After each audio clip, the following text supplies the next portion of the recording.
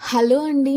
చాలా సింపుల్‌గా ఇంకా చాలా హెల్తీగా, చాలా ఫాస్ట్‌గా లంచ్ బాక్స్‌లోకి క్యారెట్ రైస్‌ని ఎలా చేయాలో చూపిస్తాను. కళాయిలో ఆయిల్ వేసుకొని హీట్ ఎక్కాక లవంగాలు, యాలకులు, దాల్చిన చెక్క, ఆకు, జీడిపప్పు, పచ్చిమిర్చి, కరివేపాకు, ఉల్లిపాయలు ఇలా సన్నగా తరుక్కొని వేసుకోవాలి.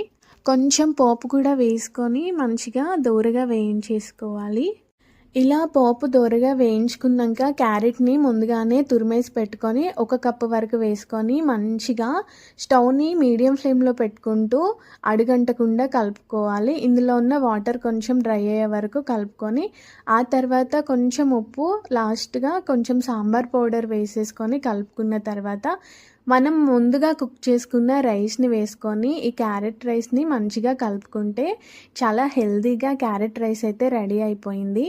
అంతే అండి. చాలా సింపుల్‌గా లంచ్ బాక్స్‌లోకి క్యారెట్ రైస్ రెడీ అయిపోయింది.